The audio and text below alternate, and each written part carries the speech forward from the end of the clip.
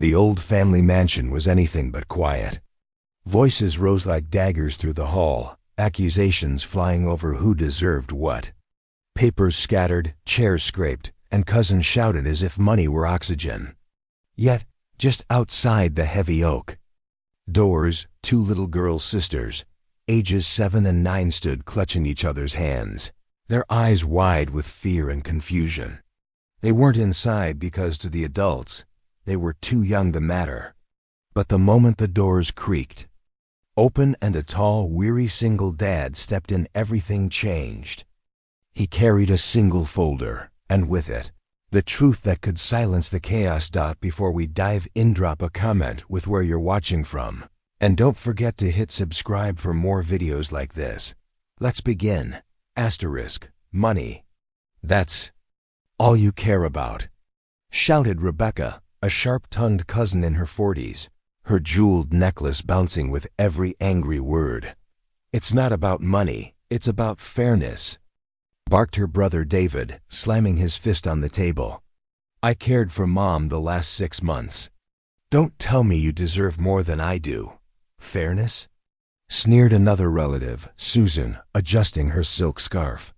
Fairness would mean the estate goes to the ones who actually made something of their lives, not to failures who barely scrape by. The air inside was hot, suffocating, heavy with greed and bitterness. The children outside, Lily, 7, and Grace, 9, pressed their ears against the wood, hearing every word. Lily whispered, trembling, "Why are they fighting so much?" Grandpa said family was supposed to love each other. Grace squeezed her hand tighter. Because they forgot what Grandpa taught them, but maybe someone will remind them. And just then, the door opened. A tall man in his late 30s stepped in. His hair was unkempt, his jacket worn, but his posture straight. Steady commanded the room without a word. In his left hand, he carried a weathered folder. His name was Mark Reynolds, a single father who had once been dismissed by the family as the broke one with kids. Mark? Rebecca scoffed, rolling her eyes. What are you even doing here? This is family business. His gaze flicked to the two girls behind him, their little shoes scuffed, their faces pale from standing in the cold hallway.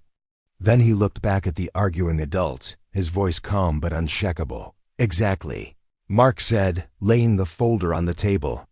This is family business. And you've all forgotten what that word means. Silence rippled across the room. David leaned back in his chair, smirking. You think you're going to waltz in here and fix everything with a few words? Don't play hero, Mark. You were never part of the serious decisions in this family. Mark didn't answer right away. Instead, he bent down, guiding Lily and Grace gently into the room. He pulled out chairs for them, something none of the adults had thought to do, and whispered, You belong here more than anyone. That single act of kindness, the small, quiet dignity of including them, cut deeper than any argument. The little girls sat down, their eyes shining with relief. Only then did Mark place his hand on the folder. His voice dropped lower, steady, resonant. You all fight about money like it's the only legacy that matters. But Dad, your father, your grandfather, he left more than you realize. And before you tear this family apart for good, maybe you should read his words. Rebecca frowned. What words? Mark slowly opened the folder. Inside was a sealed envelope, yellowed at the edges but still intact, with their father's handwriting across the front. The room went dead silent. Even Susan, who had been smirking a moment ago, leaned forward, her breath catching in her throat. Mark lifted the envelope with care, his fingers trembling just slightly. He looked around at them, his cousins, his aunts, his uncles, and finally said, This is Grandpa's will, and it changes everything. Mark slit the seal with his thumbnail. The paper crackled like a warning. He drew a breath and read in a steady voice that somehow made the whole room lean closer. To my family, if you're reading this, it means I've finally done what the doctors said I would, and you know I never liked being late. Before you divide what I built, remember what built you home: honesty and the promise that the small ones at the table are never last. The estate is to be placed in the Reynolds family trust for my great-granddaughters, Lily and Grace. A stunned hush. Rebecca's lips parted, then pinched tight. David's jaw flexed. Susan blinked twice, as if the words would rearrange if she stared long enough. Mark continued, voice even. The mansion will not be sold for 5 years. It will remain open to the family under the care of the trustee. The first priority of the trust is the education, health, and well-being of Lily and Grace until age 25. After that, remaining income will fund scholarships for kids in this town who don't get invited into rooms like this. Grace's chair scraped as she sat a little taller. Lily's hand found her sister's again. Across the table, the adults registered the sentence like an earthquake rolling under polished floors. Rebecca snapped first. A trust for 2 little girls? What about the people who actually ran the family events? What about the ones who kept the holidays together? I paid for— Stop, Mark said quietly. He wasn't loud. He didn't need to be. There was a calm finality in his tone that made Rebecca's next word die in her throat. He read on. I name Mark Reynolds as trustee and executor. David laughed one sharp, disbelieving bark. No, absolutely not. Mark, the guy who could barely make his mortgage last year? He's in charge? Susan's pearl bracelet rattled as she jabbed a finger at Mark. You weren't even around for most of the prep meetings with the attorney. I should have been consulted. Mark turned a page and his voice softened. If you're wondering. Why Mark? Stop. Mark is the one who showed up quietly and kept showing up. He fixed the back steps without telling anyone. He made sure the house stayed warm when the furnace hiccuped. He brought Lily and Grace on Saturdays to carry out boxes to the thrift store and to sit with me when my hands wouldn't stop shaking. A man who lifts the small things can carry the big ones. Lily glanced up at her dad, all fighting with relief. Grace whispered. Grandpa noticed. David shoved his chair back. I moved Mom here when she needed help. I canceled jobs. I took night shifts to cover bills you didn't even know about. And now you walk in with this and expect me to salute? Mark lifted his gaze. I'm not asking you to salute. I'm asking you to read the rest. He did. No distribution will be made to any adult family member who over the last year has harassed, threatened, or demeaned other family members about inheritance. If you think this is about you, it probably is. If you want to share, there's a way. Show kindness. Each adult who wants a discretionary grant must document 1 year of service mentoring, volunteering, or caring for family in ways that cost them something real. A collective intake of breath. The kind of silence that made the mantel clock suddenly sound too loud. Aunt Linda, who'd stayed mostly quiet, covered her mouth. He wrote that, Mark nodded, all in his handwriting. And there's an addendum. He pulled out a smaller envelope, addressed in the same steady script, for the ones who forgot themselves. He unfolded it and read, apologies are the first currency of any family that hopes to stay a family. If you have words to take back, do it now, in front of the little ones. If you can't speak kindness in this house, you don't need a key to it. Rebecca pushed to her feet so quickly her chair toppled. This is manipulation from the grave. He wouldn't say that. Mark held up the final page, 2 notarized stamps, a signature, a date everyone knew. He did. David's voice dropped, almost pleading. Do you know what I gave up, Mark? Do you have any idea? I sold my tools to cover her prescriptions. I slept in a hospital chair. And Mom, he stopped, throat working. Mom asked me to make sure we were all okay. And now you're saying the girls get everything while I get told to volunteer? Mark took a breath. He looked at his cousins, then at his daughters, then back to David. No, I'm saying the girls get security. And the rest of us get a chance to become the kind of people who deserve to be around them. He slid the will across the table so each could see the seal, the stamps, the finality. Then he did something nobody expected. He walked around to where David stood quaking with a year's worth of swallowed fury and opened his arms. David didn't move at first. Pride held him a second too long. Then the weight of everything: nurses' footsteps at midnight, bills in a stack, whispering cousins, birthdays missed, tipped him forward. He leaned into Mark like a man giving out. The room watched a hug. That was not performative or pretty, just necessary. It wasn't fair, David murmured into Mark's shoulder. It wasn't fair. No, Mark said. It wasn't, but we can still be. When they stepped back, Rebecca was staring at the two little girls as if she were only now realizing they had eyes. She swallowed. Lily, Grace. Her voice splintered. I shouldn't have said you didn't belong in there. That was ugly of me. Grace looked to her dad. He nodded, a quiet yes. It hurt, Grace said simply. Rebecca nodded, shame flushing her face. I'm sorry. Lily's small voice. We just didn't want to be outside. Mark drew out two chairs and placed them firmly beside the head of the table. Not anymore, he turned back to the adults. There's more. A final page, handwritten but crisp.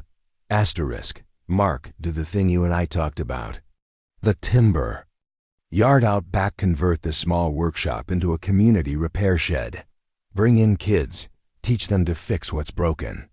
Start with the family. A faint smile touched Mark's mouth. He folded the document, hands steady now. He asked me to run a repair shed in his name. Free Saturday classes, tools on loan. Scholarships funded by the trust for any kid who completes the program. He wanted David to teach basic carpentry. He wanted Rebecca, he looked at her, to run the holiday food drives like she did before all this fighting made us strangers. Susan, he listed you for accounting nights books for the shed and for families who need budgeting help. Rebecca's chin trembled. Susan blinked hard. Assignments, not payouts. Invitations, not inheritances. David rubbed his eyes with the heel of his hand. He made a plan for us to be decent. Yeah, Mark said. He did. Uncle Pete, who never cried, wiped at his cheek anyway. What about us who said things we can't take back? Mark placed a palm on the table. You can't take them back, but you can cover them with better ones. He walked to the sideboard, poured water for Lily and Grace, set the glasses before them, then slid a cookie plate, their way cookies someone had left untouched during the shouting. He broke one in half and handed each girl a piece first. Small act, loud meaning. The room watched and relearned the order of things. That's the will, Mark said. Legally tight. Ethically clear. If anyone wants to contest it, you can. Try, but I'm asking you to notice how today felt when you left two children in the hall, and how it feels now that they're at the table. Silence again, not the angry kind. The dawning kind, Susan's voice small. I can set up the books. For the shed this week. Rebecca cleared her throat. Holiday drive. We can start with winter coats for the elementary school. David exhaled, a ragged surrender to something better. I'll teach Saturdays. Kids should know how to hold a level and why it matters. Aunt. Linda smiled through tears. Your grandfather would like that. Mark nodded, then reached into his jacket and pulled a thin blue notebook. There's one last thing. He kept a gratitude log. Names, dates, what people did for each other. It's not part of the legal file, it's part of the legacy. If your name is in here, it's because you did something kind when no one was looking. If it's not, it can be, starting today. He opened to a page marked with a paperclip and read, July 14th, David changed my bandage without making a face. Told him he's stronger than he thinks. August 2nd, Rebecca brought my favorite peach pie. She didn't stay to be thanked, left it on the porch. September 9th, Susan double-checked my insurance forms. Caught an error. Saved us $900, Every Saturday, Mark and the girls. The house sounds like home again. By the time he finished, nobody was standing like a defendant. They were standing like relatives who'd found the floor again. Grace tugged Mark's sleeve. "Can we make a list too, for things we're thankful for?" "Yeah," Mark said, voice roughening. "We can." He met every eye in the room, starting with this. Nobody is shut outside anymore. Not in this house. From the doorway, the wind moved the edge of the curtain gentle warm, a summer breath across an old room that had just remembered its purpose. Mark closed the folder with a soft tap. "We'll meet tomorrow morning to outline the shed end. The scholarship rules, and tonight," he glanced at Lily and Grace, "tonight I'm taking my girls home. They've had enough of adult noise." David lifted a hand. "Wait, there's something I need to say before you go." Mark paused. David turned to the girls and to everyone else with the same words. "I was cruel because I was scared. I'm sorry." He looked at Mark. "Let me carry my part right this time." Mark studied him, then nodded once. "Tomorrow, 8 a.m. As he guided Lily and Grace toward the door, Rebecca's voice called out, thin but sincere, "Mark, thank you for bringing them in first." He didn't turn, but he raised a hand in acknowledgement. "That's where they belong." They stepped into the hall, the noise of the house finally soft behind them. Lily looked up. "Dad? Did we really get Grandpa's house?" Mark squeezed both their hands. "We got something better," he said. "We got our family back, or at least the chance to fix it." He didn't say the other thought, the one he'd kept to himself since the diagnosis. This was Grandpa's revenge, not humiliation, not winners and losers. A design that forced the selfish to become generous or lose access to the very thing they craved. A repair just like the ones Mark would teach in the shed piece by stubborn piece. He looked at his daughters. "Tomorrow we start building."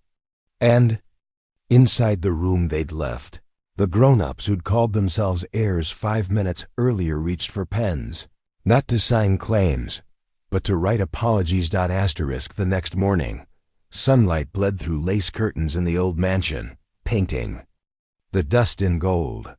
But the mood wasn't light. By dawn, whispers had already twisted into murmurs of defiance. Rebecca, red-eyed from a night without sleep, leaned across the breakfast table towards Susan. "We can challenge this. A trust like that, it can't just cut us out." Susan stirred. Her coffee, hands trembling, but was notarized. "You saw the stamps. A challenge means court. Court means headlines. Do you really want the whole town reading about how we fought children for their inheritance?" Rebecca's jaw clenched. "Better than letting Mark play king while we bow to his kids." Across the room, Lily and Grace sat on the rug, quietly drawing with stubby crayons Mark had found in his jacket pocket. Grace sketched a house with big windows.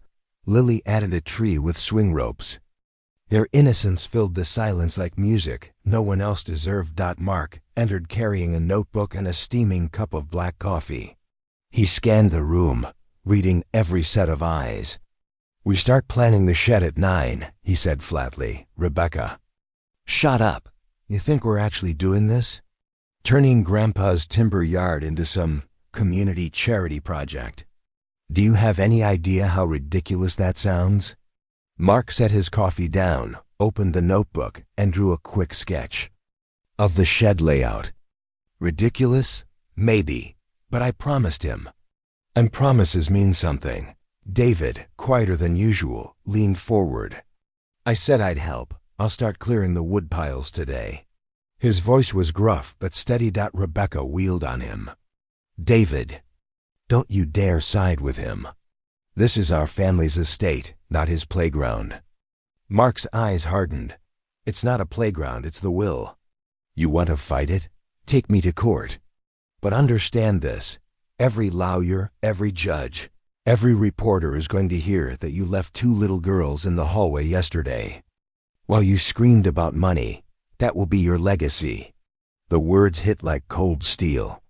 Even Susan flinched. Grace looked up from her drawing. We didn't want to be outside. Her small voice cracked a room wider than any argument.